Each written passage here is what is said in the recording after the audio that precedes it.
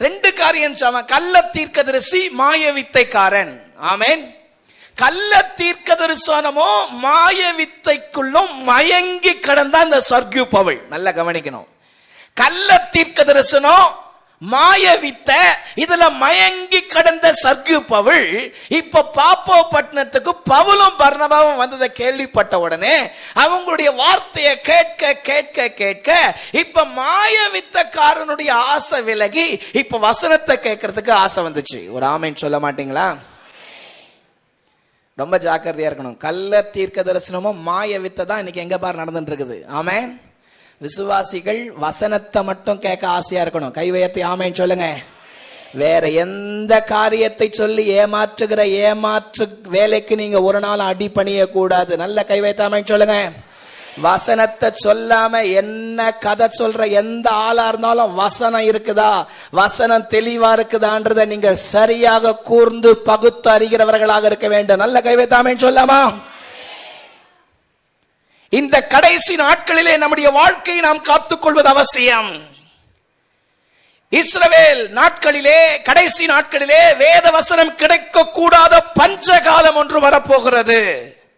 அந்த வேத வசனம் கிடைக்க கூடாத பஞ்ச காலத்திலே வாழ்ந்து கொண்டிருக்கிற நம்முடைய ஜீவியத்திலே ஆண்டவருடைய வசனத்தின் மேல் வைராக்கியம் உடையவர்களாக, வசனத்தை கேட்கிற நாட்டமுடையவர்களாக நம்முடைய ஜீவியத்தை காத்துக்கொள்வது அவசியம். ஆமென். வசனம் நம்முடைய வாழ்க்கையில இருக்கணும். வசனம், நல்ல வசனத்தை கேட்க நம்முடைய ஜீவியத்தை ஒப்புக் கொடுக்க வேண்டும். 2 நாளாகமம் 15ஆம் அதிகாரத்தினுடைய 3ஆம் வசனத்தை நீங்கள் வாசித்து பார்ப்பீர்களானால் ஆண்டவருடைய சத்தியம் ஒரு காரியத்தை இப்படி சொல்கிறது. பாருங்கள் என்ன சொல்கிறது. இஸ்ரவேலிலே அநேக நாளாய் மெய்யான தேவனும் இல்லை, உபதேசிக்கிற ஆசாரியனும் இல்லை, வேதமும் இல்லை. அதுதான் இந்த கடைசி நாட்களில் நடந்து கொண்டிருக்கிற பரிதாப நிலை. இஸ்ரவேலில் மெய்யான தேவன் இல்லை, உபதேசிக்கிற ஆசாரியன் இல்லை, இஸ்ரவேலிலே வேதம் இல்லை, வசனம் இல்லை. வசனம் கிடைக்க கூடாத பஞ்சகாலம் என்று வேதம் சொல்லுகிறபடியே எழுத்தின்படி வாழ்கிற கடைசி நாட்களிலே நாம் வாழ்ந்து கொண்டிருக்கிறோம். ஆமென். வசனத்தை சரியாய் நாம் பிடித்து கொள்ள வேண்டும். இன்றைக்கு மேடைகளிலே பிரசங்கிக்கப்படுகிற இயேசு வேறு இயேசு பிரசங்கிக்கப்படுகிறார். தெரியுமா உங்களுக்கு? 2 கொரிந்தியர் 11ஆம் அதிகாரம் 4ஆம் வசனத்தை வாசித்து பார்ப்பீர்களானால் பவுல் தெளிவாக ஏற்கனவே அதை எச்சரித்திருக்கிறார். சீக்கிரமாக வாசிக்கும்படி கேட்கிறேன். 2 கொரிந்தியர் 11:4. எப்படியெனில் வேறொரு இயேசுவை பிரசங்கித்தானானால், உங்களிடத்தில் வருகிறவன் நாங்கள் பிரசங்கியாத வேறொரு இயேசுவை பிரசங்கித்தால், அல்லது நீங்கள் பெற்றிராத வேறொரு ஆவியையும், நீங்கள் ஏற்றுக்கொள்ளாத வேறொரு சுவிசேஷத்தையும் பெற்றீர்களானால் நன்றாய் சகித்திருப்பீர்களே. எத்தனையோ ஆயிரக்கணக்கு ஆண்டுகளுக்கு முன்பதாகவே நாங்கள் பிரசங்கியாத வேறொரு இயேசுவை பிரசங்கித்தால் எச்சரிக்கையாயிருங்கள் என்று பவுல் எச்சரித்திருக்கிறார். ஆமென் சொல்ல மாட்டீங்களா? சத்தமா ஆமென் சொல்லுங்க. நான் சொல்றது மாதிரி இன்றைக்கு மேடையிலே பிரசங்கிக்கப்படுகிற இயேசு வேறு இயேசு பிரசங்கிக்கப்படுகிறார். பாவத்தை குறித்து கண்டித்து உணர்த்துகிற வார்த்தை இன்றைக்கு இல்லை. இயேசுவின் கண்ணீரை துடைப்பார், கவலையை மாற்றுவார், கலக்கத்தை நீக்குவார்.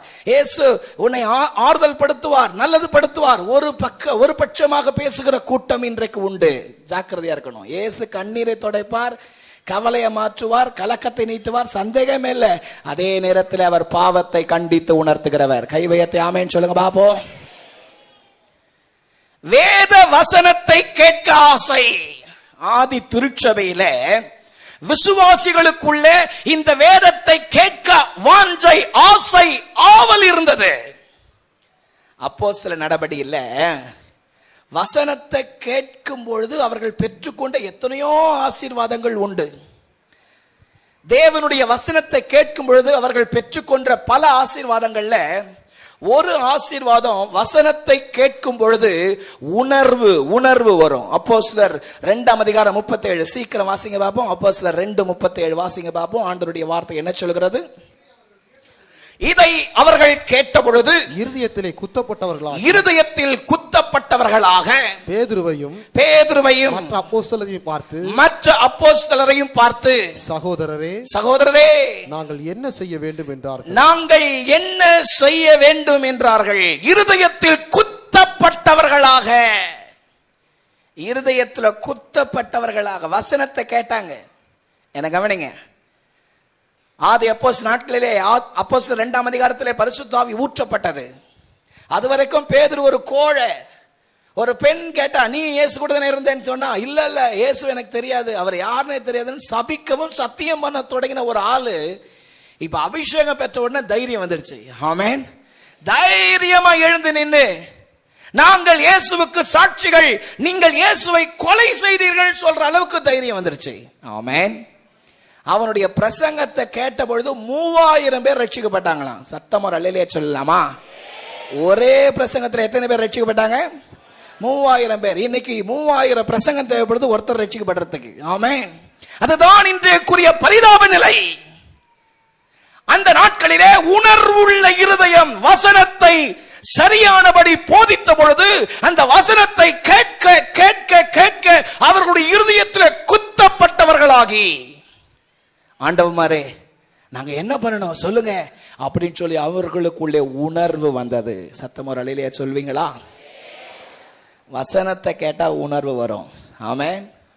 அதனாலதான் வசனத்தை நல்லா வாசிக்கணும். நேரம் கிடைக்கும் பொழுதெல்லாம் வசனத்தை வாசிக்கணும். எப்பெல்லாம் நேரம் கிடைக்குதோ அப்பெல்லாம் பைபிள் வாசிக்கணும். ஆமென். டெய்லி பைபிள் வாசிக்கணும். பைபிள் வாசிக்கணும். ஆண்டவரே என் கூட பேசுங்கப்பான்னு சொல்லணும். 119 சங்கீதம் 18ஆம் வசனத்துல வாசித்து பாருங்க. ஆண்டவரே உம்முடைய வேதத்தில் இருக்கிற மகத்துவங்களை அதிசயங்களை பார்க்கும்படி என் கண்களை திறந்தருளும் என்று சங்கீதக்காரன் கண்ணீரோடு ஜெபித்து வேதத்தை வாசிக்கிறான். ஆமென். நல்ல சத்தம் ஆமென் சொல்லுங்க. குடும்ப தலைவர், குடும்ப தலைவி, பிள்ளைகள், வாலிபர்கள் வேதத்தை ஒவ்வொரு நாளும் வாசிக்கணும். வேத வசனத்தை வாசிக்கலனா உணர்வு வராது. உணர்வு வர வேண்டுமானால் வேத வசனத்தை நன்கு வாசிக்கிறோம். வாசிக்கும் போதே ஜெபித்து வாசிக்கிறோம். ஆண்டவரே என் கூட பேசும். ஆமென் சொல்லுங்க பாப்போம். ஸ்மித் என்கிற கர்த்தருடைய தாசன் சொல்லுகிறார், நான் எப்பொழுதெல்லாம் முழங்கால் படியிடுகிறேனோ அப்பொழுதெல்லாம் நான் தேவனோடு பேசுகிறேன். எப்பொழுதெல்லாம் வேதத்தை திறக்கிறேனோ அப்பொழுதெல்லாம் கர்த்தர் என்னோடு பேசுகிறார். ஆமென். கர்த்தர் என்னோடு பேசும்படி அவர் பயன்படுத்துகிற 2 உதடு பழைய ஏற்பாடு புதிய ஏற்பாடு என்று சொல்லுகிறார். ஆமென். எத்தனை மகிமை பாருங்க. ஹல்லேலூயா. ஒவ்வொரு நாளும் வேதத்தை கருத்தா வாசிக்கணும். கருத்தா வாசிக்கணும். தேவ சமூகத்தில் பயபக்தியா வாசிக்கணும். அநேகருடைய வாழ்க்கையில வேதம் இல்ல, வேத வசனம் இல்ல. வழி அருகே விதைக்கப்பட்ட விதையை போல வந்த உடனே பிசாசு துடித்து போயிடுறான். ஜாக்கிரதையா இருக்கணும். வழி அருகே விதைக்கப்பட்டவங்களா இருக்கக்கூடாது. சத்தம் அல்லேலூயா சொல்லுங்க. நல்ல சத்தம் அல்லேலூயா சொல்லுங்க. உன் வேதத்தை எப்பொழுது நீ எடுத்து சுமக்கணும். ஆலயத்திற்கு வரும்பொழுது வேதத்தை சுமந்து வரணும். எந்த நேரத்தில் வேதத்தை சுமக்கணும். நீ வேதத்தை சுமந்தால் வேதம் உன்னை சுமக்கும். கரங்களை தட்டி வேதத்தை நீ சுமப்பாயானால் வேதம் உன்னை சுமக்கும். வேதத்தை வாசிக்கணும். நல்ல கருத்தா வாசிக்கணும். கருத்தா வாசிக்கணும். கருத்தா வாசிக்கணும். ஒரு அம்மா எந்த நேரம் பார்த்து ஆலயத்தில் அழுதுகிட்டே இருப்பாங்க. பாஸ்டர்கிட்ட வந்து அழுதுகிட்டே இருப்பாங்க. பாஸ்டர் ஒரே பிரச்சனை, ஒரே பிரச்சனை, ஒரே பிரச்சனை, இந்த பிரச்சனை, அந்த பிரச்சனை, இப்படி பிரச்சனை, அப்படி பிரச்சனை. பாஸ்டர் சொன்னார் ஒரு நாள், நான் உங்க வீட்டுக்கு வரேம்மா, உங்க வீட்டுக்கு வந்து உங்களுக்காக நான் ஜெபிக்க விரும்புறேன். ஆமென். வீட்டுக்கு பாஸ்டர் வந்த உடனே ஆரம்பிச்சுட்டாங்க. பாஸ்டர் உங்களுக்கு தெரியுமா போன வாரம் இந்த பிரச்சனை, அந்த பிரச்சனை, இப்படி எப்படின்னு. சரி அதெல்லாம் இருக்கட்டும், உங்க வேதாகமத்தை கொண்டு வாங்க, நம்ம ஜெபிக்க ஆரம்பிக்கலாம். ஹல்லேலூயா. போனாங்க, தேடினாங்க தேடினாங்க தேடினாங்க, பைபிளை காணோம். ஆமென். தேடிக்கிட்டே இருக்கிறாங்க. உள்ள போனவங்க வெளியே வரல. கடைசியில் ஒரு வழியா பைபிளை கண்டுபிடிச்சிட்டாங்க. தூசி தும்மமா இருக்கிறத தட்டி எடுத்து பாஸ்டர் கொடுத்துட்டாங்க. பாஸ்டர் பைபிளை திறந்த உடனே பைபிளுக்குள்ள இருக்கிற பெண் சீப்பு கீழே விழுந்துச்சு. ஓ நெண்ட கர்த்தாவே, ஈ பெண் சீப்பில் கொஞ்ச 3 மாசம் ஆயிட்டு ஞான் தேடிக்கொண்டிருந்தது அப்படின்னாங்க. ஆமென். எங்க இருந்து ஆண்டவர் ஆஸ்வதிப்பாரு?